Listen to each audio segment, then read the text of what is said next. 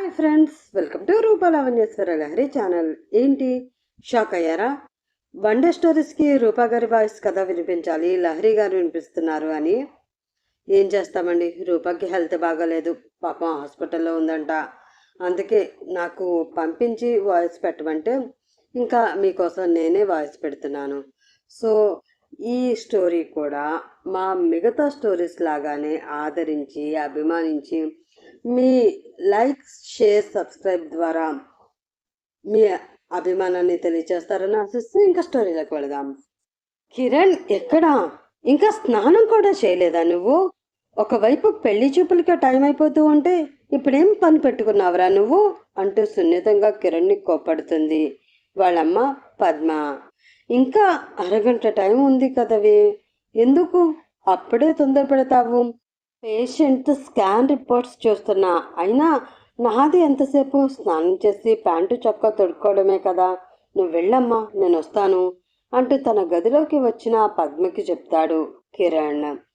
అసలు నువ్వు డాక్టర్ అయినప్పటి నుండి సరిగ్గా బట్టలైనా వేసుకుంటున్నావేంట్రా? ఏ షర్ట్కి ఏ ప్యాంటు వేసుకుంటున్నావో కూడా తెలియనంత హంగామా పడిపోతావు. ఈరోజు నిన్ను ఖాళీ చేయించి పెళ్లి చూపులు అరేంజ్ చేయడానికి నాకే 3 నెలలు టైం పట్టింది. ఏంటో ఏమో, అక్కడికి చెప్పాను మీ నాన్నకి డాక్టర్ చదువులు అవన్నీ వద్దండి, ఏదో 4 వేళ్ళు అరకు ఇంట్లో ఉండే జాబ్ చేసే చదువు చదివించండి అని. ఎక్కడా ఎడ్యుకేషన్ లోన్స్ పెట్టి మరీ నిన్ను డాక్టర్ని చేశాడు అని పద్మ మెత్తగా తిట్టి పెడుతుంటే స్కాన్ రిపోర్ట్స్ చదవడం పూర్తి అవడంతో పక్కన పెట్టేసిన కిరణ్ అమ్మ భుజం చుట్టూ చేతులు వేసి, నాన్న నన్ను డాక్టర్ని చేసింది సంపాదించడానికి కాదమ్మా, 10 మంది ఆరోగ్యం చూసుకోవడానికి, ప్రాణాలు పొయ్యడానికి, సరేనా? అంతగా కోప్పడకు. నాకు అక్కలాగా ఉన్నావు, కోపం తెచ్చుకుంటే ముసల్దాని అయిపోతావు అని చెప్పి స్నానానికి వెళ్ళిపోతాడు కిరణ్. సంబంధం చూసిన పంతులు గారు, కిరణ్, పద్మ ఇంకా ఆ ఇంటి యజమాని శివప్రసాద్ నలుగురు హాల్లో రెడీ అయ్యారు. కారులో ఎక్కబోతూ ఉంటే ఆపేశారు పంతులు. ఏంటమ్మా, శుభమా అని పెళ్లి చూపులకి పోతా? నలుగురు ఎలా? ఇంకొకరు రావాలి కదా, 5 మంది వెళ్తే బాగుంటుంది అని చెప్పగానే పద్మ చిన్నుడి కోసం కేకలు వేసింది. బాగా నిద్రపోతున్నట్లున్నాడు. మధ్యలో తల్లి పిలిచిన దానికి విసుగ్గా బయటికి వచ్చి, ఏంటి మమ్మీ అని ఆవలిస్తూ అన్నాడు చరణ్. ఒరే, లెక్క తక్కువయింది, నువ్వు కూడా మాతో పాటు పెళ్లి చూపులకి రారా, అన్నయ్య చేసుకోవాల్సిన అమ్మాయిని చూద్దువు అని చెప్తుంటే, మా నువ్వు మరీ మాట్లాడతావు. అక్క పెళ్లి చూపులు జరుగుతూ ఉంటే చెల్లిని పక్కన పెట్టిస్తారా ఎవరైనా? ఇది కూడా అంతే. అన్నయ్య కంటే నేను ఇంకొంచెం హైట్, కలర్ బాగానే ఉంటాను కాబట్టి అమ్మాయికి నేను నచ్చితే అని చెప్పగానే తల్లి సీరియస్గా చూస్తూ ఉంటే కిరణ్ మాత్రం ప్రసన్నంగానే చూస్తున్నాడు. అతని పొట్టలో గుద్ది, అయినా మా అన్నయ్యని చేసుకోవాలి అంటే ఆ అమ్మాయి ఎన్నో జన్మల పుణ్యం చేసుకుని ఉండాలిలే. ఖచ్చితంగా నువ్వు నచ్చుతావు, కానీ నాకు ఇంట్రెస్ట్ లేదురా, రావాలనిపించడం లేదు అని చరణ్ అన్నకు నచ్చ చెప్పుకుంటుంటే ఇంకా ఏం చేస్తారు? పక్కింటి ఆవిడని తీసుకుని పెళ్లి చూపులకి బయలుదేరారు అందరూ. చక్కటి పొదరిల్లు వెంకటేష్ సునీతలది. చిన్న గవర్నమెంట్ ఉద్యోగి అయినా లోన్ తీసుకోకుండా పైసా కూడబెట్టుకుంటూనే వాళ్ళ ఇద్దరి కోసం, పైగా పుట్టిన 2 పిల్లల కోసం చిన్న ఇల్లుని నిర్మించుకున్నారు. కూతురు మధుమిత, తనే ఇప్పుడు మన పెళ్లి కూతురు. బీటెక్ చదివి 2 సంవత్సరాలయ్యింది. కానీ ఆమెని బయట సిటీస్కి పంపించడం ఇష్టం లేక ఊర్లోనే స్కూల్లో టీచర్గా పంపిస్తున్నాడు వెంకటేష్ తన కూతుర్ని. ఇంకొక కొడుకు, అతడు ఇప్పుడు బీటెక్ 2nd ఇయర్ చదువుతున్నాడు. కష్టం లేని చదువు, పైగా వాళ్ళ బడ్జెట్లో వచ్చేది కాబట్టే కొడుకు కూతురు ఇద్దరిని బీటెక్ జాయిన్ చేశాడు వెంకటేష్. ఇక కూతురికి ఒంటి మీదకి 24 ఏళ్ళు వచ్చేసాయి.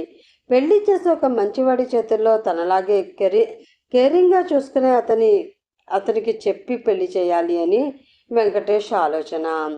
సాయి కిరణ్ ఆ ఊర్లో మరి అందరికీ తెలియకపోయినా కూడా హస్తవాస్తు ఉన్న డాక్టర్. తెలిసిన పంతులు గారి ద్వారా కిరణ్ ప్రొఫైల్ వెంకటేష్ గారి వరకు వచ్చింది. కానీ ఆయన డాక్టర్ సంబంధం కట్నం ఎక్కువ తీసుకుంటారేమో అని భయపడుతున్నా కూడా ఆ పంతులు గారే, వాళ్ళు కూడా మిడిల్ క్లాస్ నుండి వచ్చిన వాళ్ళేనండి.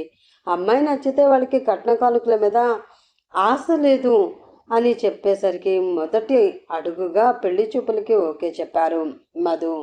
అమాయకురాలు కాదు, సున్నితమైన అమ్మాయి, మెచ్యూరిటీ గర్ల్. ఎప్పుడు ఏం చేయాలి, తండ్రికి ఆసరాగా ఎలా ఉండాలి, తల్లికి ఇంటి పనుల్లో ఎలా హెల్ప్ చేయాలి, తమ్ముడికి కరెక్ట్ పాత్ ఎలా చెప్పాలి అన్నది ఆమెకి బాగా తెలుసు.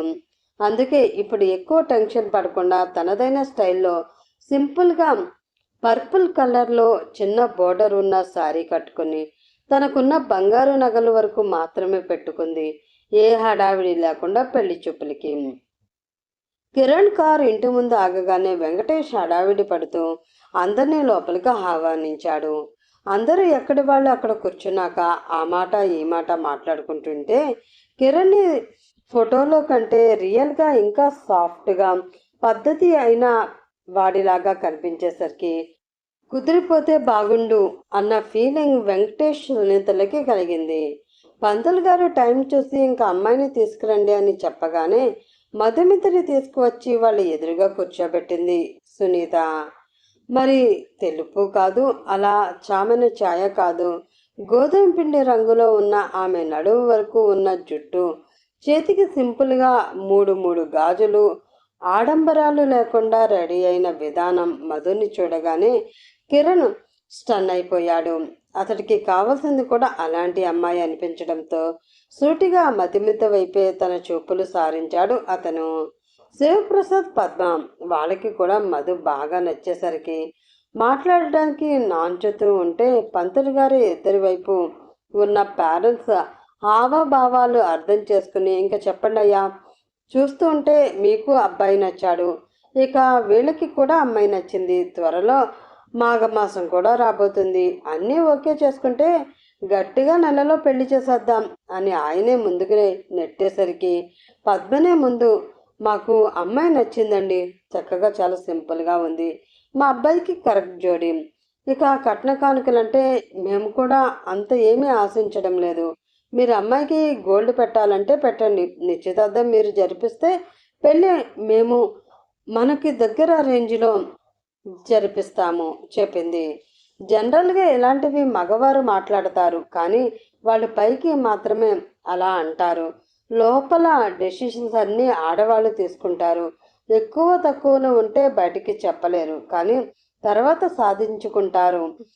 కాబట్టి ఆమె నోరు తెరిచి ఇది ఇది పరిస్థితి అని చెప్పడంతో వెంకటేష్ సునీతలు కూడా హ్యాపీగా ఫీల్ అయ్యి మాకంటూ ఉన్నది ఒక్క కూతురండి, తర్వాత అబ్బాయి, ఇప్పుడే అమ్మాయి కోసం 15 తులాల వరకు బంగారం తీసి పెట్టాము, ఇంకా అబ్బాయి కోసం బ్రాస్లెట్ చేయిస్తాము, అంతే మా స్థాయి అని చెప్పగానే ఇక మగ పెళ్లి వాళ్ళు కూడా ఓకే చెప్పేస్తారు. నిశ్చితార్థం ఇంకొన్ని రోజుల్లో పెట్టుకుందాము అని పంతులు గారు మంచి డేట్ చెప్పగానే ఇద్దరు తాంబూలాలను మార్చుకుని సరే అని చెప్పి ఎవరిళ్ళకి వాళ్ళు వెళ్ళిపోతారు. చేతుకున్న గాజులు తీస్తూ ఆలోచనలో ఉన్న మధు దగ్గరికి వచ్చాడు తండ్రి వెంకటేష్. మధు, ఇప్పుడు అడగడం కరెక్ట్నో కాదో తెలియదమ్మా, నిజంగా నీకు కిరణ్ నచ్చాడు కదా, లేదంటే మా కోసం కష్టంగా ఒప్పుకోవట్లేదు కదా అని ఆయన అడగంగానే అలాంటిదేం లేదు నాన్న, చెప్పాను కదా పెళ్ళి ఎప్పటికీ మీ ఇష్టమే అని, నేను ఎలాంటి దాన్నో చూస్తున్న మీకు నాకు ఎలాంటి వాడిని తేవాలో తెలీదా, నేను ఎప్పటికీ మీ చాయిస్కి ఓకే చెప్తాను డాడీ, అయినా మా మనసులో ఏమైనా ఉంటే చెప్పేంత ఫ్రీడమ్ మీరు మాకు ఎప్పుడు ఇస్తూ వచ్చారు, కాబట్టి నాకు ఈ పెళ్ళి ఇష్టమే అని చెప్పేసరికి ఆయన మనసు కూడా సంతృప్తితో నిండిపోయింది. నువ్వు నెమ్మదస్తురాలివి, పరిస్థితులను అర్థం చేసుకునే దానివి, కిరణ్ కూడా నీలాంటి వాడే, మీ ఇద్దరికి సరిగ్గా సరిపోతుందమ్మా, నన్ను నమ్ము, నీ జీవితం ఖచ్చితంగా చాలా బాగుంటుంది అని హామీ ఇవ్వగానే చిన్నగా నవ్వి ఊరుకుంది మధుమిత. 10 రోజుల్లో ఎంగేజ్మెంట్ అని వియంకులు ఇద్దరు కాల్స్ మాట్లాడుకున్నాక ఒక మంచి రోజు షాపింగ్ కోసం బయలుదేరారు. కానీ డాక్టర్ అబ్బాయి మాత్రం రావట్లేదు, ఎక్కడ బిజీ కదా. మధు మాత్రం ఆ రోజు స్కూల్ లీవ్ తీసుకుని మరీ వచ్చింది. ఆమె రాగానే కళ్ళు ఆటోమేటిక్గా కిరణ్ కోసం వెతకగా అది గమనించిన పద్మ, మీ ఆయనకి ఖాళీ లేదమ్మా, ఫీల్ అవుతున్నావా అని అడగంగానే అదేం లేదా ఆంటీ, ఆయన రావడం లేదంటే అక్కడ ఇంకొకరి ప్రాణం నిలబడుతుందని కదా అర్థం. పర్లేదు, నేను షాపింగ్ చేస్తానులేండి అని అంటే, నీకు అంత శ్రమ మా కొడుకు పెట్టాలనుకోవట్లేదు అమ్మాయి. నీకోసం ఆల్రెడీ మంచి శారీ డిజైన్ చేయిస్తున్నాడట. నువ్వు లెహంగా మాత్రమే తీసుకో అని చెప్పి మధ్యాహ్నం వరకు ఇద్దరికి 2 జతలు షాపింగ్ చేశాక వెళ్ళిపోయారు. నిశ్చితార్థం ముందు రోజు కిరణ్ కాస్త ఫ్రీ అయ్యి తండ్రి పెళ్లి చూపులకి ముందు పంపించిన మధు ఫోటోని చూస్తూ, అసలు అనుకోలేదు తెలుసా, నేను ఒకరిని చూడగానే ఇంతలా ఇష్టపడతాను అని. బహుశా మీ కాంఫేస్ వల్ల ఏమో, నా బిజీని నువ్వు అపార్థం చేసుకోవు కదా అనుకుంటూ ఫోటోలోని మధుతో మాట్లాడుతూ ఉంటే ఆ రూమ్లోకి ఉరుములేని వానలాగా దూసుకొచ్చాడు చరణ్. ఏంటన్నాయ్, ఫోన్లో చూసుకుంటూ నీలో నువ్వే మాట్లాడుకుంటున్నావు? ఇలాంటి సెకలు కూడా ఉన్నాయా తమరికి అనగానే, మీ వదిన ఫోటో చూస్తున్నానరా, అసలు నువ్వు తనని చూడనే లేదా ఏంటి? ఇదిగో చూడు అంటూ ఫోన్ ముందు పెడుతూ ఉంటే, నోనో, నేను తనని డైరెక్ట్గా చూస్తాను. నీకు సెట్ అవుతుందో లేదో టెస్ట్ చేస్తాను.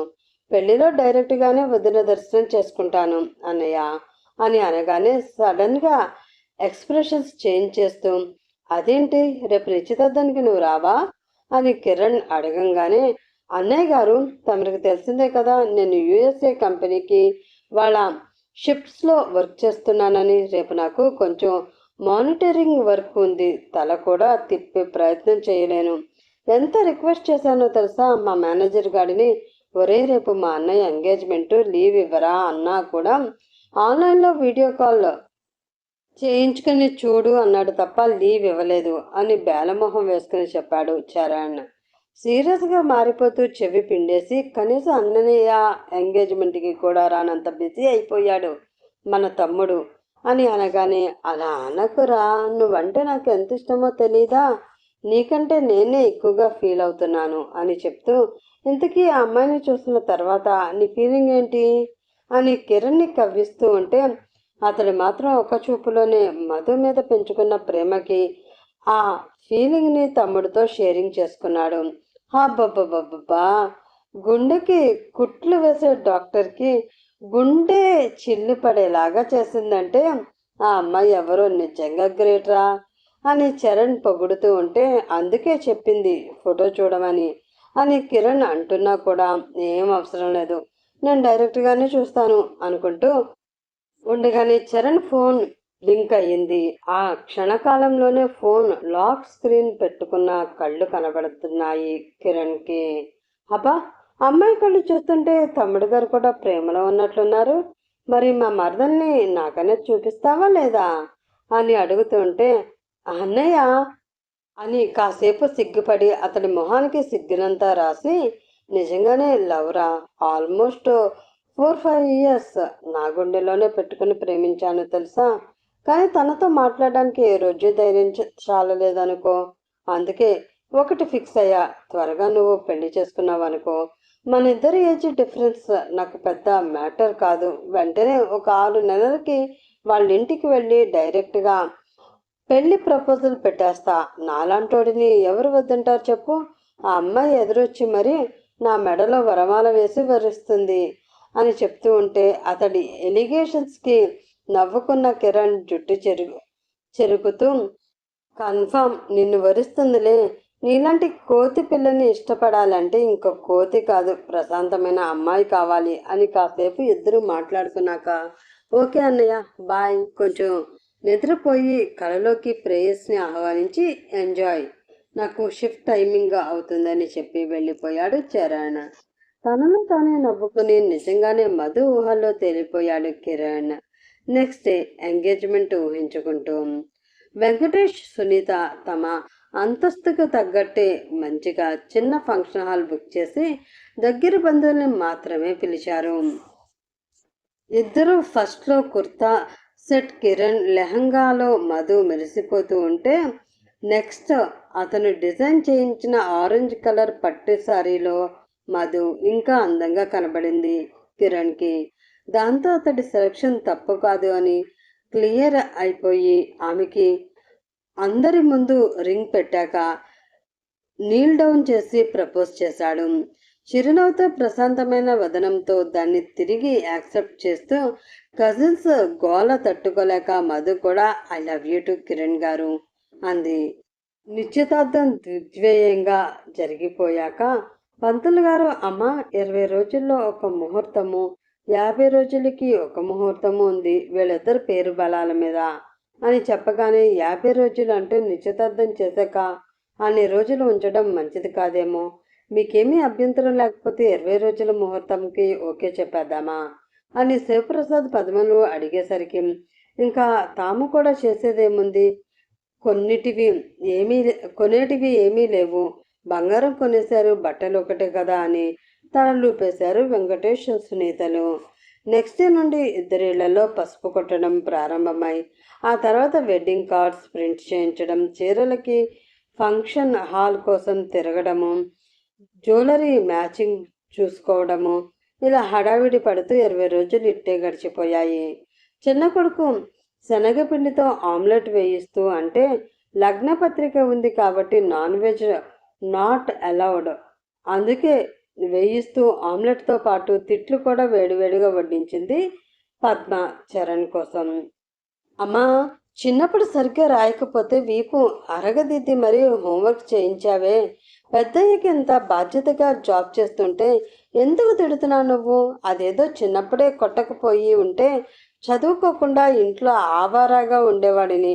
అప్పుడు నువ్వు అన్నట్లు ఆ వెడ్డింగ్ కార్డ్ సెలక్షన్కి, జ్యువెలరీ సెలక్షన్కి, చీరల షాపింగ్కి నేను కూడా తిరిగేవాడిని కదా అంటూ అసహనం నిండిపోయిన చరణ్ అనేసరికి, పెద్ద చెప్పావులే కోతి మొహమోడా, సొంత అన్న పెళ్లి జరుగుతూ ఉంటే వీడికి మాత్రం జాబ్ కావాల్సి వచ్చిందట, పెద్ద లోకంలో నువ్వేం చేస్తున్నావు అని కోపం ప్లస్ బాధ మిక్స్ అయ్యి పద్మ చెప్తూ ఉంటే, పెళ్ళికి కనీసం 3 రోజులు లీవ్ కావాలంటే ఇప్పుడంతా నేను వర్క్ చేయాలి, అర్థం చేసుకోవే, అయినా ఏమున్నాయి చెప్పు, అన్నయ్య రాకపోయినా అన్నీ మేనేజ్ చేస్తున్నాడు, చిన్న చిన్న వర్క్స్ ఖాళీగా ఉన్నప్పుడు నేను చూసుకుంటున్నాను, మా బుజ్జి తల్లివి కదా, మా పిచ్చి తల్లివి కదా అని ఐస్ చేసేస్తాడు చరణ్. రోజులు శరవేగంగా గడుస్తూ హల్దీ డే రానే వచ్చింది. నువ్వేమైనా చేసుకో, నేను మాత్రం ఈ 5 రోజులు లీవ్ తీసుకుంటున్నా, ఎక్కువ మాట్లాడావంటే రిజైన్ చేసేస్తా, తర్వాత నైట్ షిఫ్ట్కి ఓకే చెప్తే ఎంప్లాయీస్ నీకు దొరకడు అని మేనేజర్ని బెదిరించి మరి తన వర్క్ కంప్లీట్ చేసి లీవ్స్ తీసుకున్నాడు చరణ్. హల్దీ రోజు రానే వచ్చేసింది. కిరణ్కి ఉన్నది చాలా తక్కువ మంది ఫ్రెండ్స్. ఇప్పుడు జూనియర్ డాక్టర్గా వర్క్ చేస్తున్నాడు కాబట్టి ఆ మాత్రం ఫ్రెండ్స్ కూడా దూరం దూరం ఉండడంతో వాళ్ళని ఇన్వైట్ చేశాడు. కానీ ఫ్రెండ్స్ మాత్రం అతడిలాగే అందరూ కూతురు కానీ చెప్పాలి అంటే వాళ్ళ వల్లే ఇంటికి కళ వచ్చింది. తలా ఒక పని చేస్తూ డ్యాన్స్లు వేస్తూ హల్దీలో కిరణ్ని నీళ్ళలో ముంచెత్తేస్తూ ఫుల్ హంగామా చేసేశారు. ఇంకా ఆ రోజు సాయంత్రం అందరూ ఫంక్షన్ హాల్కి బయలుదేరాలి. చరణ్కి అయితే ముందు రోజులు తప్పించుకున్న పనులు ఇప్పుడు వదలను అంటూ వచ్చేస్తాయి. పైగా వెడ్డింగ్ కార్డులో కిరణ్ నెంబర్ కాకుండా చరణ్ నెంబర్ ఇచ్చారు. తెలియని బంధువులందరూ అడ్రస్ కోసం కాల్ చేస్తుంటే విసుగెత్తిపోయి కాసేపు ఫోన్ ఫ్లైట్ మోడ్లో పెట్టి సోఫాలో కూలబడ్డాడు చరణ్. ఎదురుగా గాలికి రెపరెపలాడుతూ ఉంది అన్నయ్య wedding card. Oh my god, అసలు ఎలా డిజైన్ చేశారో నేను చూడనే లేదు. సరే, కాసేపు ఫోన్ స్విచ్ ఆఫ్లో ఉంది కాబట్టి చూద్దాము అనుకుంటూ స్టార్టింగ్ స్వస్తిశ్రీ నుంచి మొదలు పెడుతూ వచ్చి పెళ్లి కూతురు పేరు అన్న దగ్గర తన కళ్ళు లాక్ చేస్తాడు చరణ్ బాబు. మధుమిత ఆ పేరుకి షాక్ అయిపోయి మళ్ళీ తానే సర్ది చెప్పుకుంటూ లోకంలో ఒక్కరే ఉండాలా ఏంటి అనుకుని అది పక్కన పెట్టేసి ఫోన్ ఆన్ చేశాక బంధువులకి అడ్రస్ చెప్పుకుంటూ మర్చిపోనివి ఫంక్షన్ హాల్కి చేరుస్తూ తెగ బిజీ అయిపోతాడు. నైట్ ప్రొఫెషనల్ బ్యాచ్ కోసం రిసెప్షన్ ఏర్పాటు చేశారు. కానీ మధుమిత డీసెంట్గా డిజైన్ సారీ వేసుకుంది. లెహంగా కాకుండా అటు కిరణ్ కూడా సూట్లో మెరిసిపోతున్నాడు. ఇద్దరిది చూడముచ్చటైన జంట అని వచ్చేవాళ్ళు అనుకుంటూ ఉంటే చరణ్కి మాత్రం వాళ్ళిద్దరిని చూసే అవకాశం లేదు. వదిన కోసం చూద్దామన్నా ఆమె రూమ్లో అన్న ఉంటుంది లేదా ఈ కెమెరా వాళ్ళు అడ్డమైన వస్తున్నారు. దాంతో పొద్దుట పీటల మీద కూర్చునేంత వరకు అతడికి ఆమె ఫేస్ చూడడం వీలే పడలేదు. ఇక కన్యాదానం ఘట్టంలోకి వెళ్లే ముందు బలవంతంగా చరణ్ చేయవలసిన పనులు అతడి ఫ్రెండ్స్కి అప్పగించి మొన్నంతా జాబ్ చేస్తున్నావు అని తిట్టాను.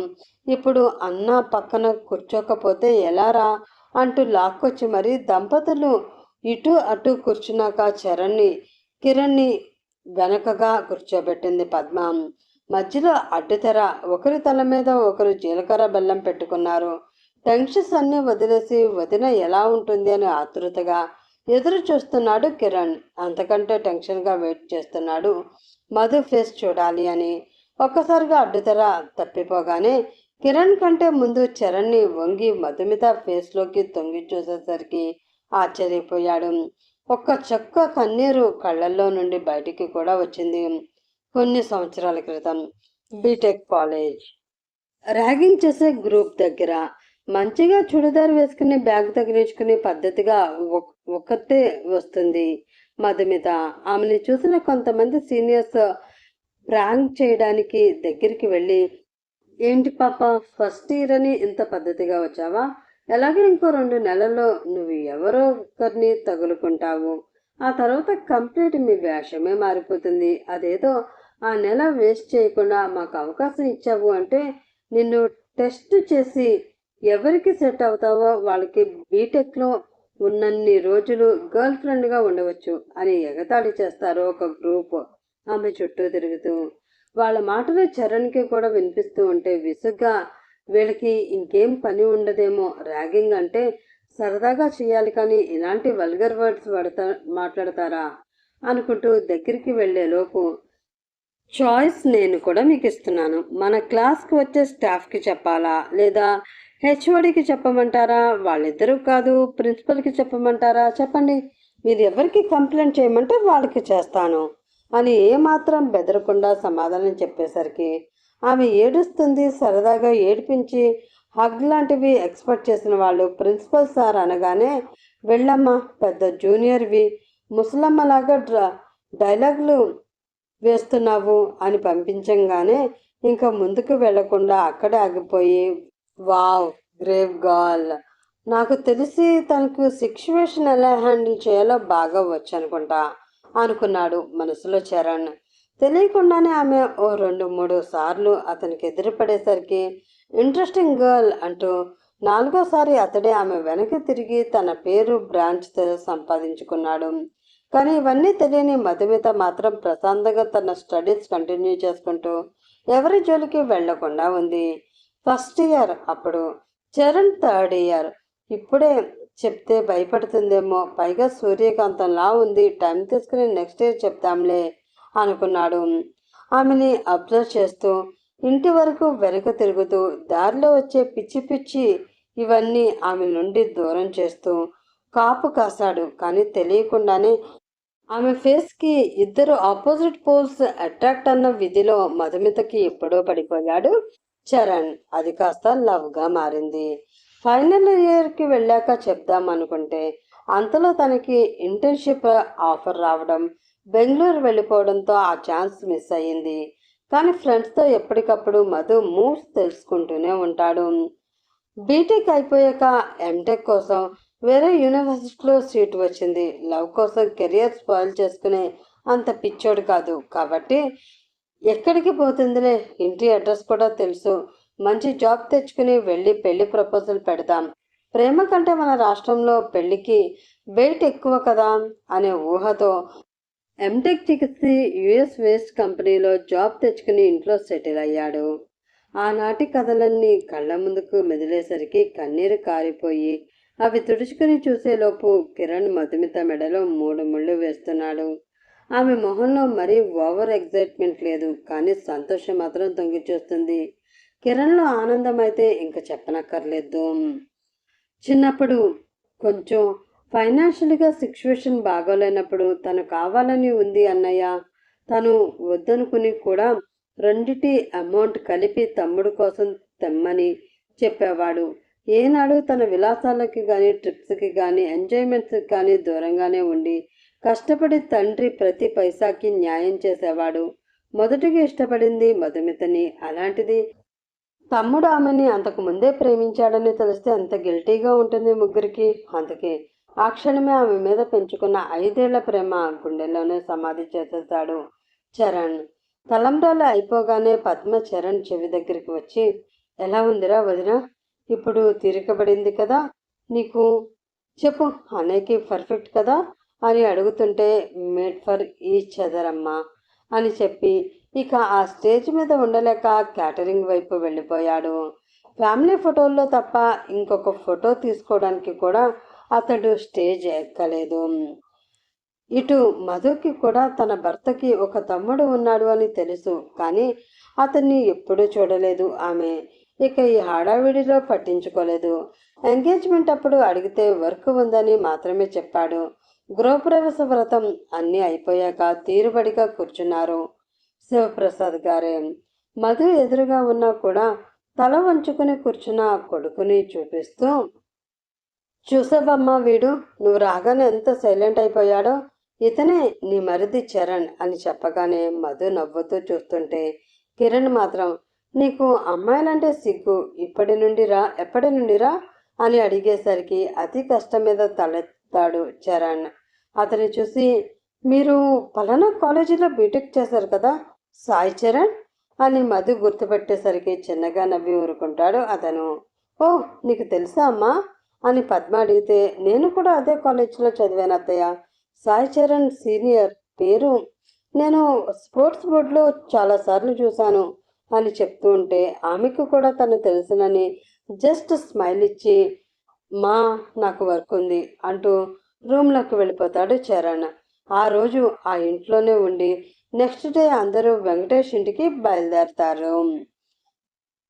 రాత్రికి ముహూర్తం కావడంతో మధు రూమ్ని అందంగా అలంకరించి కూతుర్ని మంచి చెడి చెప్పి అబ్బాయిని అర్థం చేసుకో అంటే నువ్వు చేసుకోలేవని కాదు, తల్లిగా నా భయం నీకు చెప్తున్నాను, మధు చిన్నపిల్లవేం కాదు అని చెప్పగానే సైలెంట్గా తల ఊపింది మధుమిత కూడా.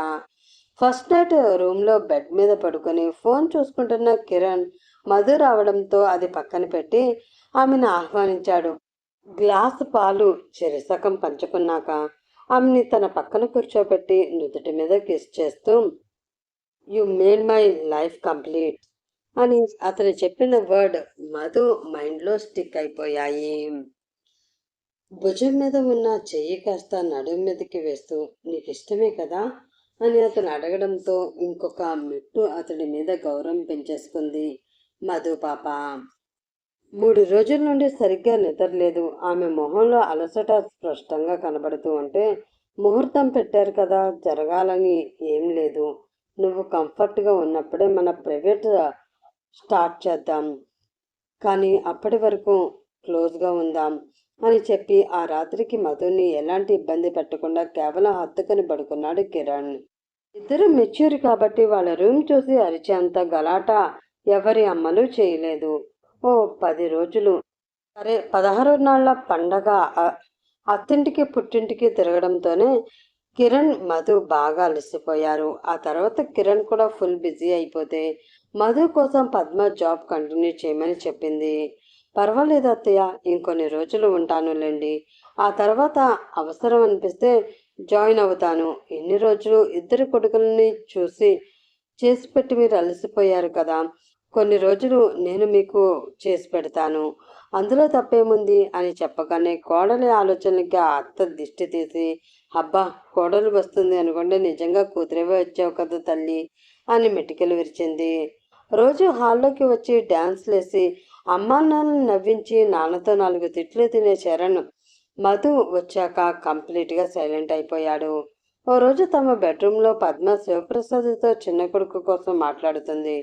చిన్నోడు బాగా సైలెంట్ అయిపోయాడండి, ఏమైనా జరిగిందంటారా, కొంపతీసి ప్రేమలో మోసపోయాడా ఓడిపోయాడా అని కంగారుగా ఆమె అడుగుతూ ఉంటే భార్యని దగ్గరికి తీసుకుని శివప్రసాద్, నీ కొడుకు ఏమన్నా 5 ఏళ్ల పిల్లాడు అనుకుంటున్నావా, ముందులాగా ఇంట్లో అల్లరి చేయడానికి, ఇప్పుడు ఇంటికి కోడలు వచ్చింది, వాడికి కూడా తెలుస్తుంది ఎలా ఉండాలో, కాబట్టి నువ్వేం దిగులు పడకు.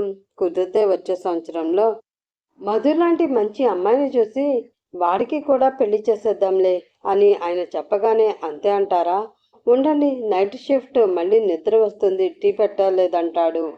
వాడి కోసం ఫ్లాస్క్లో టీ పెట్టేసి వస్తాను అని ఆమె లేచి కిచెన్లోకి వచ్చేలోపే మధు టీ ఫ్లాస్క్లో పోస్తూ కనిపిస్తుంది.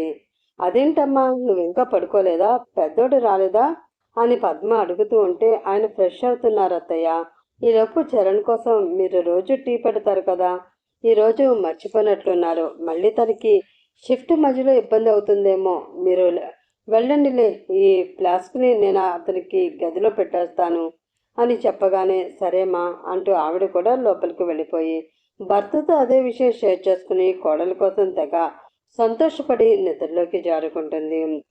స్టాండప్ మీటింగ్ అయ్యాక మధు కోసమే ఆలోచిస్తూ ఆలోచనలో మునిగిపోయిన చరణ్కి డోర్ బయటే నిలబడి లోపలికి రావచ్చా అని మధు వాయిస్ వినిపించేసరికి కంగారు పడి మౌస్ కింద పడేసి మరీ నిల్చుంటే, ఎందుకు చరణ్ అంత టెన్షన్ పడుతున్నారు, నేను మీకోసం టీ తీసుకొచ్చాను అని ఫ్లాస్క్ అక్కడ పెట్టేసి, మీరు ముందులాగా చలాకీగా లేరని అత్తయ్య బాధపడుతున్నట్లున్నారు, ఏమైనా లవ్ ప్రాబ్లమా అని ఆమె చిరునవ్వుతో అడుగుతుంటే ఆ ఫేస్ని చూస్తూ కాసేపు తన టెన్షన్ అంతా మర్చిపోతాడు చరణ్. ఆహా, అదేం లేదు అంటూ ఒకసారి ఫేర్వెల్ అప్పుడు ఆమె చీర కట్టుకుని వచ్చింది అని తెలియకుండా వెనకాల ఎంతలా తిరిగాడో ఇప్పుడు అదే రంగు చీరలో ఉంటే అతడికి ఆమెని అలాగే చూడాలనిపిస్తుంది. కానీ అన్న భార్య అని మనసులోనే చెంపకు దెబ్బలేసుకుంటూ అలాంటిదేం లేదు అని టెన్షన్ పడుతుండేసరికి అతను అన్కంఫర్ట్గా ఉన్నాడేమో అని ఇంకెక్కువ పొడిగించకుండా ఫ్లాస్క్ అక్కడే పెట్టేసి వెళ్ళిపోతుంది మధు. రూమ్లోకి వెళ్ళేసరికి కిరణ్ తడి జుట్టుతో ఉండి కాల్ మాట్లాడుతూ ఉంటే చిరుకోపంగా అతని బెడ్ మీద కూర్చోబెట్టి టవల్తో తుడుస్తూ, నైట్ హెడ్ బాత్ చేశారా? సరే, హెయిర్ అంతా ఆర్పుకోకుండా ఆ పని ఏంటి మీకు, జలుబు చేస్తుంది కదా అని చిరుకోపంగా మందలిస్తూ ఉంటే, ఓకే సార్, నేను చూసుకుంటాను అని కాల్ కట్ చేసి ఆమె నడుము చుట్టూ చేతులు వేసి, కిరణ్, నన్ను చూసుకోవడానికి నా పెళ్ళం ఉందనే ధైర్యం అంటూ మధు గుండెలో మొహం దాచుకుని తల అటు ఇటు తిప్పుతుండేసరికి తన్మయతంతో కళ్ళు మూసుకుని అతడి జుట్టు మీద పట్టు బిగించింది మధు. ఇద్దరు కాసేపు అలాగే ఉండిపోయాక మధు ముందుగా తేరుకుంటూ, ఈరోజు చాలా లేట్ అయింది కదండి, రోజు ఈ టైంకి భోజనం చేస్తే మీ హెల్త్ ఏమైపోతుంది అని అంటుంటే, ఈరోజు ఏం జరిగిందో నీకు చెప్పలేదు కదా, మా సీనియర్ డాక్టర్ ఆపరేషన్ అసిస్ట్ కాకుండా నేనే చేసే ఛాన్స్ ఇచ్చారు అండ్ ఆపరేషన్ కూడా సక్సెస్ అయింది అని చెప్తుంటే జుట్టంతా వెనక్కి కిరణ్ని నుదుటిని ముద్దాడిన మధు, నాకు తెలుసు మా ఆయన ఖచ్చితంగా పెద్ద డాక్టర్ అవుతారని అని చెప్తూ ఉంటే ఆమె చేతుల్లో కొన్ని టికెట్స్ పెట్టేసరికి వాటిని ఆశ్చర్యంగా చూసిన ఆమె, నిజమా అని అడిగింది. అప్పుడు కూడా ఆమె ఫేస్లో ఆశ్చర్యం లేదు, ఆనందం తప్ప. 1 వీక్ లీవ్ తీసుకున్నాను, మళ్ళీ టికెట్స్ దొరుకుతాయో లేదో అని 20 డేస్ ముందే బుక్ చేశా. మన ఇద్దరం 1 వీక్ ఏకాంతంగా పెళ్ళయి 1 మంత్ అయింది. నాకు తెలిసి నీకు నా దగ్గర క్లోజ్నెస్ వచ్చుంటుంది అని అనుకుంటున్నా. సో మిగతావి ఏమైనా ఉంటే హనీమూన్లో చూసుకుందాము అంటూ ఆమె గుండెల మీద చిన్న పంటిఘాటు పెట్టేసరికి చిరుకోపంగా, మీలో ఇలాంటి యాంగిల్ కూడా ఉందా అనేసరికి, చూద్దువులే హనీమూన్లో ఏమేమి యాంగిల్స్ ఉన్నాయో అని కిరణ్ అనేసరికి నవ్వుకుని తిరిగి అతన్ని హత్తుకుని పడుకుంది మధు. పెళ్ళయి 2 నెలలు జరుగుతుంది. ఇంట్లో అందరికీ చెప్పే హనీమూన్ బయలుదేరారు కిరణ్ అండ్ మధు. 5 సంవత్సరాల ప్రేమ. ఆమె ఇంట్లోనే తిరుగుతూ ఉంటే అన్న భారీగా చూడమని మైండ్ చెప్తుంది. కానీ ప్రేమించిన పిల్ల నీ వదినగా మనసు యాక్సెప్ట్ చేయలేక నరకం అనుభవిస్తూ కొన్ని రోజులు ఇంట్లో ఉండకూడదు అని డిసైడ్ అయిన చరణ్ కూడా బెంగళూరు వెళ్ళిపోయాడు తన ఫ్రెండ్స్ దగ్గరికి నెలపాటు. ఆల్మోస్ట్ సమ్మర్ స్టార్ట్ అయిపోయింది కాబట్టి ఊటీ కూల్గా అనిపిస్తూ ఉంటే వెళ్ళిన ఫస్ట్ రోజు రెస్ట్ తీసుకుని సాయంత్రం నుండి ప్లేసెస్ ఎక్స్ప్లోర్ చేస్తారు మధు కిరణ్. నైట్ అతడి కోసమే ఎంతో ఇష్టమైన ఆరెంజ్ కలర్ సిల్క్ సారీ కట్టుకుని కిరణ్ ఫ్రెష్ అయి వచ్చేలోపు శ్రద్ధ పెట్టి రెడీ అయ్యింది మధు. అబ్బో, డాక్టర్ వైఫ్ గారు ఏంటి రోజు ఇంకా అందంగా కనిపిస్తున్నారు? మా కోసం పర్మిషన్ ఇచ్చినట్లేనా అని టవల్ సొప్పలోకి విసిరేస్తూ మధు మీదకి వచ్చాడు కిరణ్. మా ఆయనకి ఈరోజు మోక్షం కలిగిద్దామని. అసలే పాపం కదా, పెళ్ళైన 2 నెలలు వెయిట్ చేశారు అని చెప్తుంటే సంతోషం ఇప్పటికైనా కరుణించావు అంటూ మధుని హత్తుకుంటుంటే 2 చేతులు అడ్డం పెట్టి ఆపేసిన తను డిన్నర్ అని అంది. నా కళ్ళ ముందు ఇన్ని వెరైటీస్ అందుకోమని ఆహ్వానం చెప్తూ ఉంటే ఆ డిన్నర్ ఎవరికి కావాలి? మధ్యలో అలసిపోయి ఆకలేస్తే అప్పుడు చూద్దాంలే, స్నాక్స్ హెవీగానే తిన్నాం కదా అంటూ ఆమె మీదకి వాలిపోయాడు మధుని బెడ్ మీదకి వాల్చేస్తూనే. ప్రతిరోజు వాళ్ళిద్దరి మధ్య ఫోర్ హెడ్ తీసుకునే అది తమ క్లోజ్నెస్కి గుర్తుగా. కానీ ఈరోజు కిరణ్ చేసేది మాత్రం తమ తొలి ప్రణయానికి చిహ్నంగా. అక్కడ ముద్దుతో స్టార్ట్ అయ్యి ఆ పెదవుల ప్రయాణం ఇంకా కిందకి సాగుతూ అతడి చేష్టలతో ఆమెను ఉక్కిరి బిక్కిరి చేస్తూ ఇద్దరి వస్త్రాలు తమ నుండి దూరం అయిపోయాక సున్నితంగా ఆమెకి నొప్పి లేకుండా మధులోకి ప్రవేశించాడు కిరణ్. కానీ ఆమె బాధ మాత్రం నిట్టూర్పులలో బిగ్గి కౌగిలిలో తన అరుపులని వదిలేసింది. ఆమె అన్కంఫర్ట్ అర్థం చేసుకుంటూనే కంఫర్ట్గా మార్చుకుంటూ మధుని పూర్తిగా తను సొంతం చేసుకున్నాడు కిరణ్. ఆమె అలసిపోయి నిద్రపోవడంతో చెక్కెల నిమిరి ఇంకోసారి ఇష్టంగా నుదుటి మీద కిస్ చేసి, నీతో లైఫ్ ఇంత బాగుంటుంది అని నాకు ముందే తెలుసేమో, అందుకే చూడగానే నచ్చేశావు అని ఆమెని ఉదిమి పట్టుకుని నిద్రలోకి జారుకున్నాడు అతను.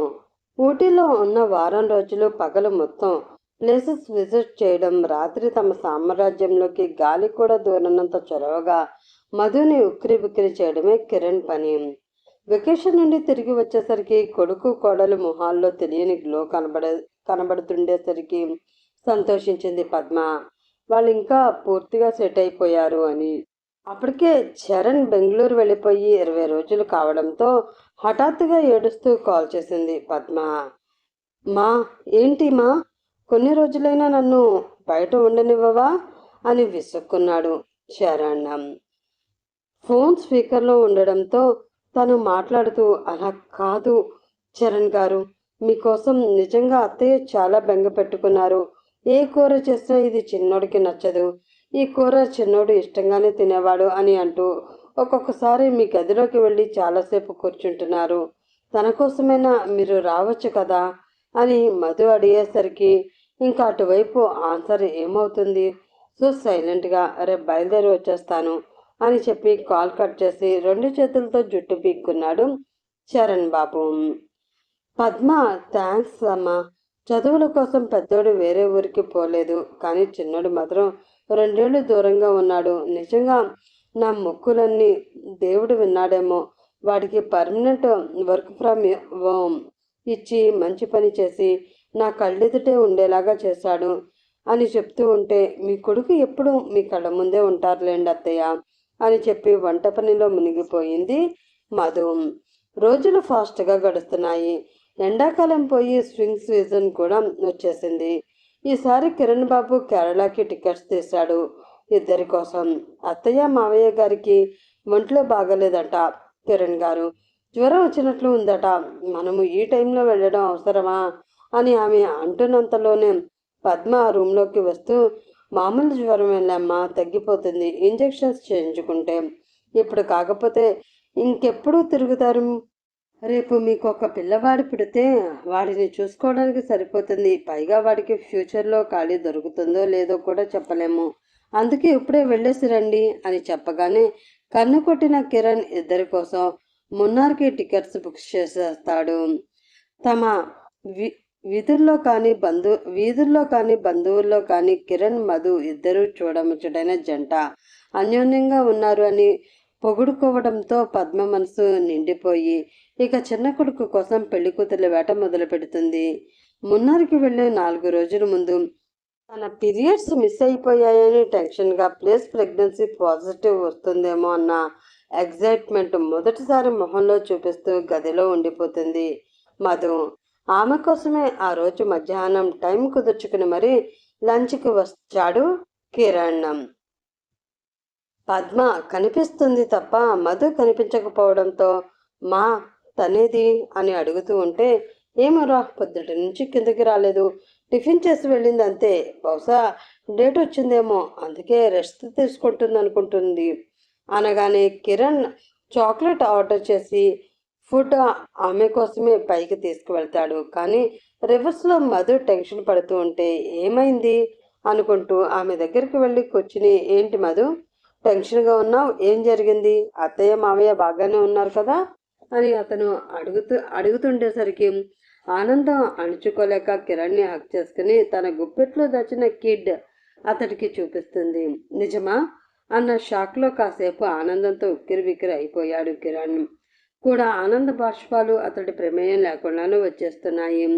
ఇంట్లో చెప్దామండి అని మధు అంటే ముందు హాస్పిటల్లో చెకప్ చేయించుకొని వద్దాము. పద్మ ఎక్కడికి వెళుతున్నారా, దాన్ని ఈ టైంలో ఎక్కడికి తీసుకువెళ్తున్నావా అని అడుగుతున్నా కూడా ఇప్పుడే వచ్చేస్తామ్మా అంటూ తన హాస్పిటల్లోనే గైనిక్ దగ్గరికి స్పెషల్ అపాయింట్మెంట్ తీసుకుని భార్యని చెకప్ చేయించాక ప్రెగ్నెన్సీ పాజిటివ్ అని పర్ఫెక్ట్గా ఉన్నాయి అని చెప్పడంతో అప్పుడు టెన్షన్ని ఇద్దరు వదిలేసి హ్యాపీగా ఫీల్ అవుతారు. సాయంత్రంలోపు శివప్రసాద్, పద్మ, వెంకటేష్, సునీతలకి మధు ప్రెగ్నెంట్ అన్న విషయం తెలిసి అందరూ ఒకే ఇంట్లో సెలబ్రేట్ చేసుకుంటుంటే చరణ్ కూడా వాళ్ళలో పాల్గొని ఒకవైపు నిలబడ్డాడు అన్న సంతోషం కళ్ళారా చూస్తూ తనకు తానే ఎన్ని వేల సార్లు చెప్పుకున్నాడో ఆల్రెడీ గుండెల్లో ప్రేమ సమాధి చేసుకున్నాడు. ఇప్పుడు ఆ నిజం కళ్ళెదుటే ఉన్నా కూడా యాక్సెప్ట్ చేసే ఎంత గట్టిగా మారుతున్నాడు అతను రోజుకు. అందుకే కంగ్రాచులేషన్స్ చేస్తూ అతన్ని హక్ చేసుకుని థ్యాంక్స్ రా అన్నయ్య అని చెప్తే శివప్రసాద్ పుట్టేవాడు కూడా నీతో కలిపి అల్లరి చేస్తాడులే బాగా, అందుకే థ్యాంక్స్ చెప్తున్నా వాడికి అని అంటూ మధుకి కూడా ఒక స్వీట్ చేతికిచ్చి అందించి కంగ్రాట్స్ అని చెప్పి పక్కకు వచ్చేస్తాడు చరణ్. మామూలుగానే పద్మ మంచి అత్తయ్య, అలాంటిది కోడలు ప్రెగ్నెంట్ అంటే ఆమెకి ఒక పనైనా చెప్తుందా, అందుకే కాలు కింద పెట్టనివ్వడం లేదు. మరీ పనులు చేయకుండా అన్ని తనే చేసేస్తూ ఉండగానే ఆమెకి 4 నెలలు వచ్చేసింది. అప్పుడు మిగతా బంధువులు ఆ శుభవార్త షేర్ చేసుకున్నారు 2 కుటుంబాల వాళ్ళు.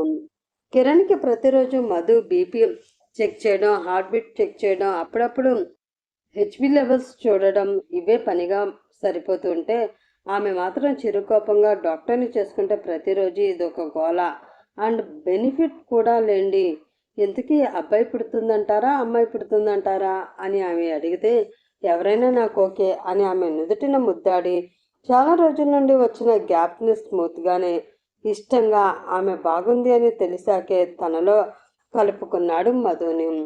డే టైం ఫ్రీ కాబట్టి చరణ్ ఆ రోజు ఇంట్లో వాళ్ళకి చెప్పి మూవీ ఫ్రెండ్స్తో తిరగడానికి బయటకు వెళ్ళాడు.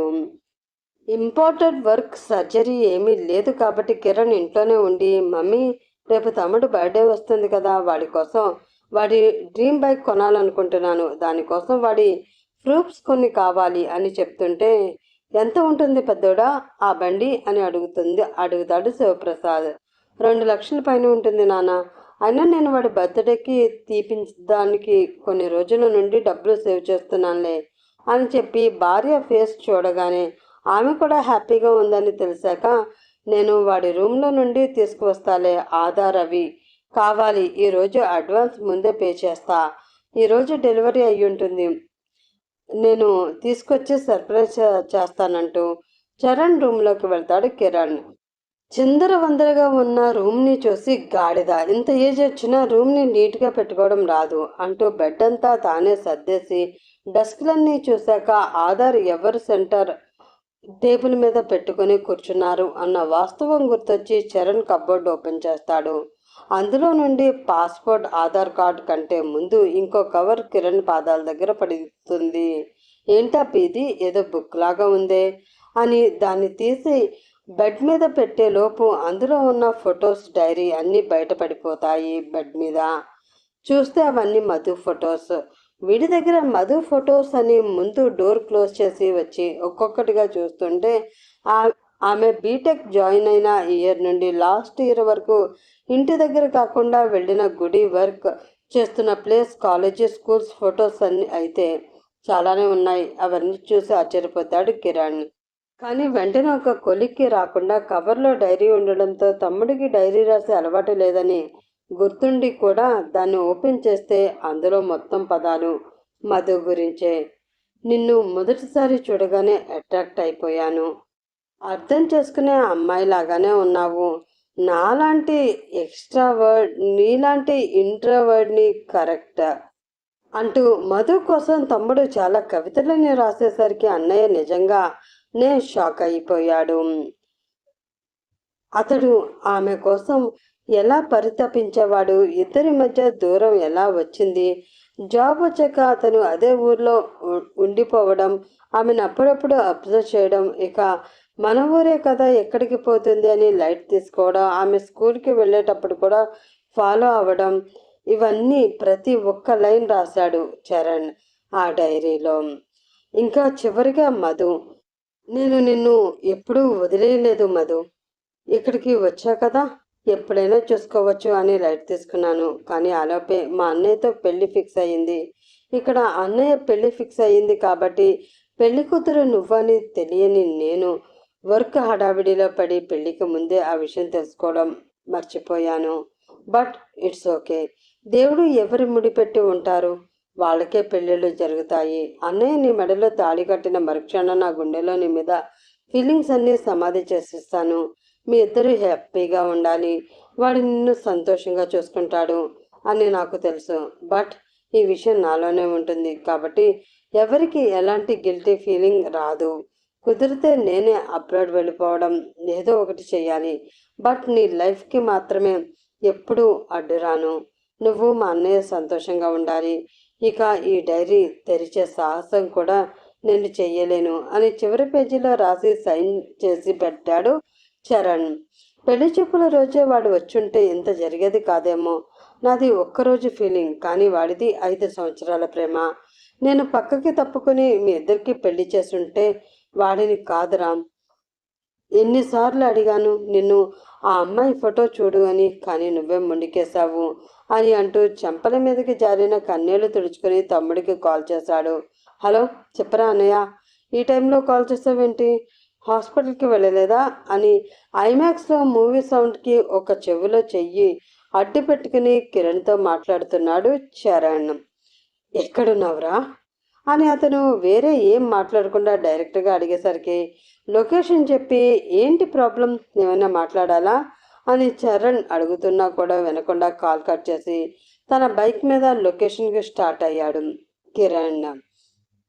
4 నెలలు కాస్త ఎత్తుగా వచ్చిన పొట్టతో, ఏమండి లంచ్ టైం అయింది, ఇప్పుడు ఎక్కడికి వెళుతున్నారు అని మధు అడుగుతుంటే ఒకసారి ఆమె వైపు చూసి బేబీ హెయిర్ చెవికి వెనక్కి సర్ది ఇంట్లో పెద్దవాళ్ళు చూస్తున్నా కూడా ఆమె నుదుటి మీద కిస్ చేసి పొట్ట మీద తడివి జాగ్రత్తరా ఇప్పుడు వచ్చేస్తాను అని చెప్పి వెళుతూ శివప్రసాద్ పద్మలకి కూడా జాగ్రత్తమా, డాడీకి మందులవి టైంకి ఇస్తుండు అని ఎందుకు చెప్పాలనిపించిందో తెలియదు. అలా చెప్పేసి బైక్లో ఫాస్ట్గా వెళ్ళిపోతున్నాడు కిరణ్.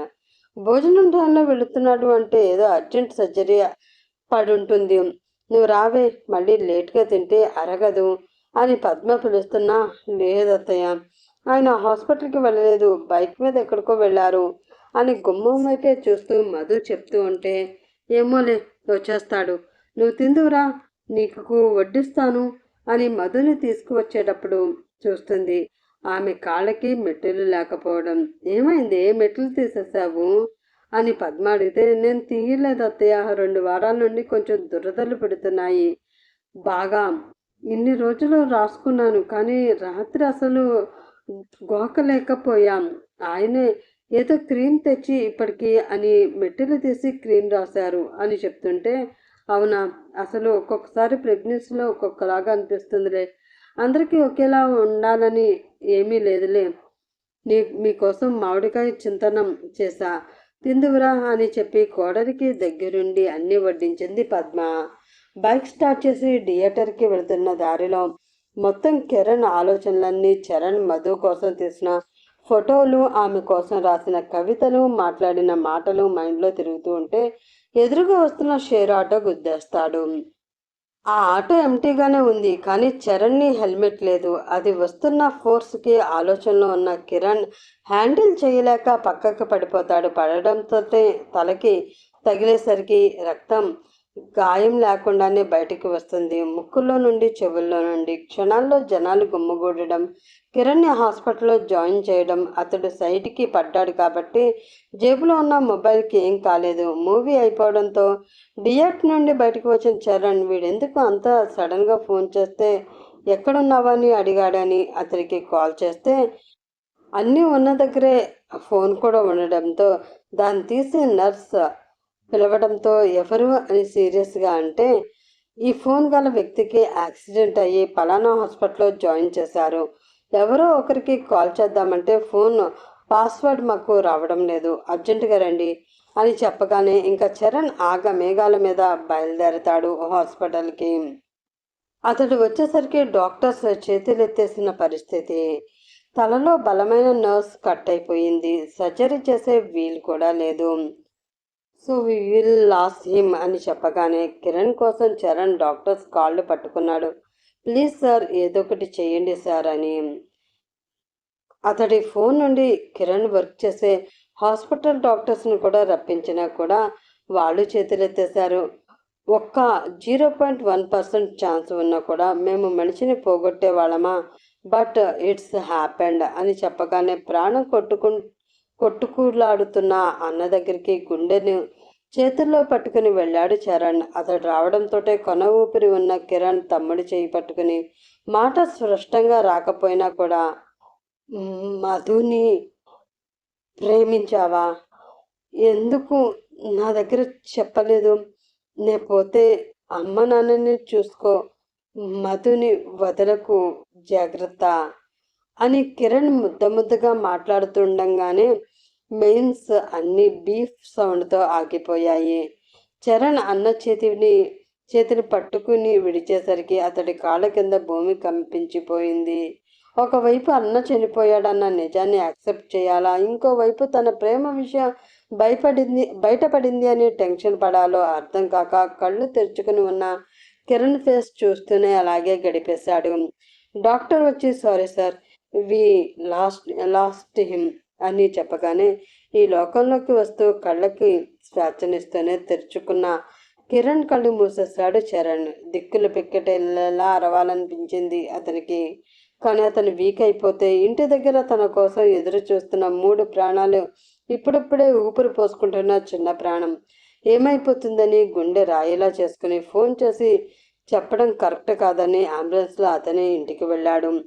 తిన్నాక రెస్ట్ తీసుకోకుండా కిరణ్ కోసమే హాల్లో వాకింగ్ చేస్తున్న మధు 4 అవుతున్నా ఈయన ఇంకా ఇంటికి రాలేదని ఏంటి అని కాల్స్ చేస్తుంటే రింగ్ అవుతుంది తప్ప ఎవరూ లిఫ్ట్ చేయడం లేదు. అత్తయ్య అన్నట్లు నిజంగానే హాస్పిటల్కి వెళ్ళారా అనుకుంటూ ఉండగానే ఇంటి ముందుకి పెద్దగా సౌండ్ చేస్తూ అంబులెన్స్ వచ్చింది. ఆ సౌండ్కి రూమ్లో ఉన్న శివప్రసాద్ పద్మలు కూడా బయటికి వస్తే ఈ అంబులెన్స్ డ్రైవర్కి కళ్ళు కనబడవా ఏంటి, ఎవరింటికి పోయి మన ఇంటికి వస్తున్నాడు ఏంటి అని తిడుతూ బయటికి వెళ్ళేసరికి వెనక నుండి చిన్న కొడుకు దిగగానే అమ్మయ్య అనుకుంటూ నువ్వేంట్రా అంబులెన్స్ మన ఇంటికి తీసుకువచ్చావు అని తిడుతూ బయటికి వస్తుండగానే కిరణ్ బాడీ స్ట్రెచర్ కిందకి దించేసేసరికి ఆ తల్లి అక్కడే కుప్పకూలిపోయింది. పెద్దోడా అని అరుస్తూ. ఆమె అరుపుకు కడుపులో పేగులతో సహా ఉలిక్కి పడిన మధు పరిగెత్తుకుంటూ బయటికి వచ్చేసరికి భర్త మొహం ప్రాణం లేని బొమ్మల తెల్లగుడ్డలో కప్పేసి కింద పడుకోబెట్టేసరికి ఆమె బాధ వర్ణనాతీతం. క్షణాల్లో కళ్ళు తిరిగి పడిపోతూ ఉంటే చరణ్ పడకుండా పట్టుకున్నాడు. రే ఏంట్రా ఇది, అక్కడున్నది మన కిరణ్ కాదు కదా, వాడు హాస్పిటల్లో సర్జరీ చేస్తున్నాడని చెప్పు అంటూ కొంచెం ధైర్యంగా మాట్లాడగలిగింది శివప్రసాద్ మాత్రమే. కాదు నాన్న, వాడు నీ పెద్ద కొడుకే, చదువు కోసం బయటికి పంపించలేదని ఇప్పుడు మనల్ని పూర్తిగా వదిలేసి వెళ్ళిపోయాడు అని ఎంతసేపు ఆపిన కన్నీళ్ళకి తండ్రి ఎదలో మొహం దాచుకుని స్వేచ్ఛనిచ్చాడు చరణ్. గంటలో ఆ ఇల్లు మొత్తం శ్మశాన వాటికలా నిశ్శబ్దాన్ని మలుచుకుంటుంటే కూతురి మొహం చూసిన వెంకటేష్ సునీతలకి దుఃఖం తన్నుకుంటూ వచ్చేసింది. కానీ మధు మాత్రమే ఇవేం తెలియకుండా స్పృహ కోల్పోయింది. తల్లి అయితే గుండెలు పగిలేలా ఏడుస్తుంది. ఇప్పటి వరకు తండ్రి కన్నీళ్లను చూడని చరణ్ కూడా ఆ క్షణం చూస్తూ కిరణ్ని కోపంగా, ఇంతమందిని ఏడిపించి నువ్వు వెళ్ళడం అవసరమా? ఆ దేవుడు నన్ను తీసుకుని వెళ్ళి ఉన్నా బాగుండేది. అసలు నా ప్రేమ విషయం ఎందుకు తెలుసుకున్నావు? నా కోసం ఎందుకు రావాలనుకున్నావు అని బాధగా కోపంగా అడుగుతూ ఉంటే, చూడ్డానికి వచ్చిన డాక్టర్స్ బాడీని ఎక్కువసేపు ఉంచడం మంచిది కాదు అని చెబితే, పద్మ కిరణ్ ముఖాన్ని తన కొంగు కింద దాచుకుంటూ, నా కొడుకుని ఎవరు ఎక్కడికి తీసుకువలసిన అవసరం లేదు, వాడిలాగానే అయినా మాతో పాటు ఉంటాడు అని చెప్తూ ఉంటే, ఆ తల్లి కడుపు కోత చూసిన అందరికీ కళ్ళలో నీళ్ళాపుకోవడం కష్టమైంది. కిరణ్ అంతిమయాత్ర మొదలైనప్పుడు కళ్ళు తెరిచిన మధు ఆమె కోసం పాడ ఎత్తకుండా 5 నిమిషాలు అలాగే ఉంచితే, మౌనంగా వచ్చి అతని దగ్గర కూర్చుని నుదుటి మీద ముద్దు పెట్టుకుని, మీరు నాతో పాటు ఉంటారని నేను అనుకుంటున్నాను. మీకోసం వచ్చేంత వరకు ఈ జీవితాన్ని ఇలాగే గడిపేస్తాను. కిరణ్, నా కోసం ఎదురు చూస్తూ ఉంటారా అని చెప్పి అతని ఎండిపోయిన పెదవుల మీద ఇంకో ముద్దు పెట్టేసి అతన్ని సమాధి చేసిన మనసుతో కాటికి సాగనంపింది మధు. 11 రోజులు వెంకటేష్ సునీత కొడుకుతో సహా ఇక్కడే ఉన్నా కూడా కూతురితో కలిసి ఒక్క మెతుకు కూడా అన్నం తినిపించలేకపోయారు. ఇంకా పద్మ శివప్రసాద్ అయితే కొడుకు కోసం 24 గంటలు ఏడుస్తూ అతడి ఫోటోనే పట్టుకుని కూర్చుండిపోతూ ఉంటే, వాళ్ళని చూస్తున్న చరణ్కి ఎవరిని ఓదార్చాలో అర్థం కావట్లేదు. తల్లిదండ్రులని పెద్ద కర్మ అయిపోతే మార్చుకోవచ్చు అనుకున్న అతను సునీతతో అన్నం పెట్టుకుని మొదటిసారి వాళ్ళ పెళ్ళయ్యాక కిరణ్ రూమ్లోకి వెళ్ళాడు. అతను చుట్టూ పెళ్లి ఆల్బమ్స్ వేసుకుని వాళ్ళ మొహాల్ని చూసుకుంటూ చిక్కి సగం అయిపోయిన మధు 11 రోజులకే కట్టెలాగా అయిపోతే ఫుడ్ ప్లేట్తో వచ్చిన చరణ్ని ఏ ఫీలింగ్ లేకుండా చూస్తుంది. ఆమె ముందు మోకాళ్ళ మీద కూర్చుని భోజనం చేయి ప్లీజ్ అని అడుగుతూ ఉంటే, మీ అన్నకి నాకంటే కూడా ఒక మెట్టు నువ్వే ఎక్కువ ఇష్టం, పిలవచ్చు కదా, నువ్వు పిలిస్తే వస్తాడేమో అని ఆమె ఏడుస్తూ చెప్తుంటే, మధు ఏడుపు చూడడం చరణ్కి సాధ్యమైన పని కాదు. మొదటిసారి పెళ్ళయ్యాక కాదు, లైఫ్లోనే ఫస్ట్ టైం మధు బుగ్గలు పట్టుకుని అతడి వైపు తిప్పుకుంటూ, అన్నయ్య నీలో తన ప్రాణాన్ని వదిలేసి వెళ్ళాడు. వాడి కోసమైనా నువ్వు మెతుకు ముట్టాలి. సన్నగా ఉన్నవాళ్ళు నచ్చరు అన్నయ్యకి. మరి రేపు వాడి కొడుకు అలాగే పుడితే ఎలా? ప్లీజ్ మధు, నువ్వైనా నన్ను ఏడిపించకుండా తిను అంటూ అతను చెప్పేసరికి కష్టంగా కడుపులో ఉన్న బిడ్డ కోసం 4 మెతుకులు తినింది మధు. ఈ ఫొటోస్లో అన్నీ చూస్తుంటే అన్నయ్యనే గుర్తొస్తున్నాడు అని బలవంతంగా పెళ్లి ఫోటోలు, ఎంగేజ్మెంట్ ఫోటోలు అన్నీ కబోర్డ్లోకి దూర్చేసిన చరణ్ ఇక నుండి నువ్వు వీళ్లతో పాటు ఉండు అంటూ ఆమెని తీసుకువచ్చి అమ్మా నాన్న గదిలో వదిలేశాడు. అప్పటి వరకు ఆమె మొహం మీద బొట్టు, మెడలో తాళి, కాలికి మెట్టెలు, రంగు చీరలు అన్నీ అలాగే ఉన్నాయి. పెద్ద కర్మ రోజు తీస్తారు కాబట్టి మధ్యాహ్నంకి కిరణ్ సమాధి దగ్గర చేయవలసినవన్నీ చేసి ఇంటికి వచ్చేసరికి జరుగుతున్నది చూస్తున్న చరణ్కి మతిపోయింది. ఒక్కొక్కరు వచ్చి మధుకి బొట్టు పెట్టి గాజులు తొడుగుతున్నారు. కానీ అవి ఎంతోసేపు నిలబడవు. ఆమె బొట్టు చెదిరిపోతుంది. ఒంటి మీద ఉన్న రంగుల చీర పోయి తెల్ల చీర వస్తుంది. గాజులు విరిగిపోతాయి. ఆమెకున్న సౌభాగ్యం తన అన్నతో పాటే వెళ్ళిపోయి పక్కనున్న తెల్లచీర ఆమెని హత్తుకుంటుంది అని ఆలోచిస్తుంటేనే అతడి వల్ల కావడం లేదు. మొహం పక్కకు తిప్పేసుకున్నాడు. కానీ అంతలోనే మధుని ప్రేమించావా? ఎందుకు చెప్పలేదు? మధు జాగ్రత్త అని తన అన్నయ్య చెప్పిన చివరి మాటలు గుర్తు చేసుకుంటూ ఆమె మెడలో తెగిపడిన పసుపు తాడుని చూస్తూ చెదిరిపోతున్న బొట్టుని కూడా చూసి అడుగులు ముందుకు వేసి అందరినీ దూరం జరిపాడు. కింద పడిన తాళి తీసి తిరిగి ఆమె మెడలో 3 ముళ్ళు వేస్తూ చెదిరిన బొట్టుని సరిచేసి ఆమె మొండి చేతులకి గాజులు తొడిగాడు. అందరూ ఇదే విడ్డూరమని చూస్తూ ఉంటే మధుని పైకి లేపిన అతను ఇద్దరి అమ్మానాన్న దగ్గరికి తీసుకువెళ్ళి, అన్నయ్య నాకు చెప్పిన చివరి మాటలు, మధు జాగ్రత్త అని అంటూ తన ప్రేమ విషయం కిరణ్ చెప్పిన మాటలు అన్నీ చెప్పి నేను తప్పు చేశాను అనుకోవడం లేదమ్మా. అలాగని మధుకి న్యాయం చేస్తున్న పురుషోత్తముడిని కూడా కాదు నేను.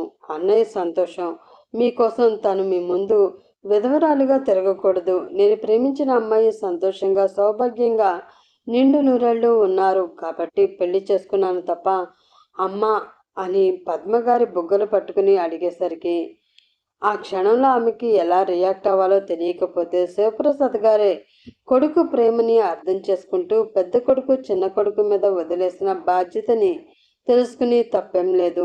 బయట జనం ఏమనుకుంటారో నాకు అనవసరం. నా కొడుకు చనిపోతూ ఒక ఆడపిల్లకు సౌభాగ్యం దూరం చేసి ఆమె ఆనందాన్ని అంతటితో అంతరించడం నాకు ఇష్టం లేదు. నువ్వైనా తనని బాధ పెట్టకుండా చూసుకో అంటూ కింద పడిన పువ్వులు తీసి ఇద్దరి మీద చల్లారు శివప్రసాద్ గారు. ఇటు వెంకటేష్ సునీతలది కూడా ఎటూ తేల్చుకోలేని పరిస్థితి.